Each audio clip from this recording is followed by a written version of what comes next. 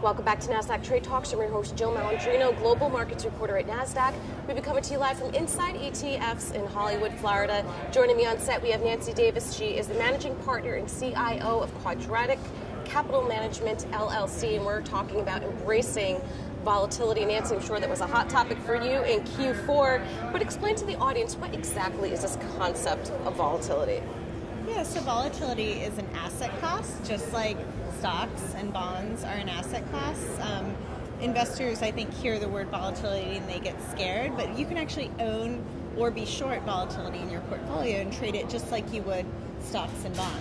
So is there a way to protect your portfolio from volatility, or do you almost have to take the same approach as if you're looking at an equity portfolio?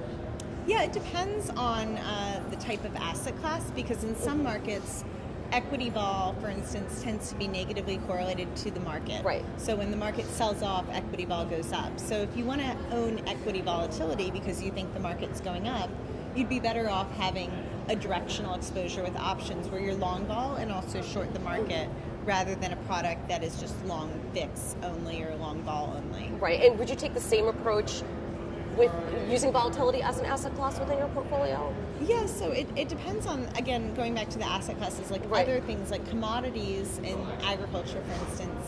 When the market rallies, vol actually tends to go up. So it depends on which asset class you're talking about and how you use volatility. But I think there's a place in investors' portfolios, generally, depending on their needs, to have volatility as an asset class. So you can actually diversify your portfolio if you incorporate vol into it. Yeah, if you're long vol, diversifies. I think a lot of the strategies though that are out there, especially in ETF or ETN wrappers, tend to be short volatility. So I would warn investors, the words to worry about or get nervous about are writing. Writing is a nice word for selling volatility, and that is not typically negatively correlated. That's correlated to your portfolio where you're getting paid a premium, but you're selling optionality. Right. And when you sell options, whether it's a call or a put, you're short volatility. Well, which is interesting because this is almost exactly a year to that short vol trade last year, so that's a perfect example of why you need to manage it better.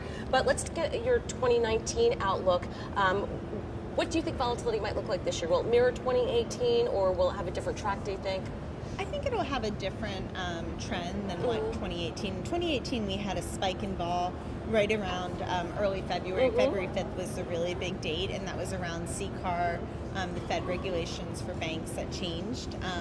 I think there was also a big short vol trade. I was actually the one who said that XIV was the best short out there. It was a little early because it was in the fall of 2017, and that didn't blow up until February. But that instrument was allowing people to sell volatility. And the problem with selling vol is you get paid very little to take a lot of risk. So I don't like the short volatility strategies. I think they're dangerous. Right. Well, I mean, that's one thing. You have to know how to manage risk. Yeah. Thank you so much, Nancy, for joining us at Inside ETFs. And thank you for joining me throughout the day. I'm Jill Malandrino, Global Markets Reporter at Nasdaq.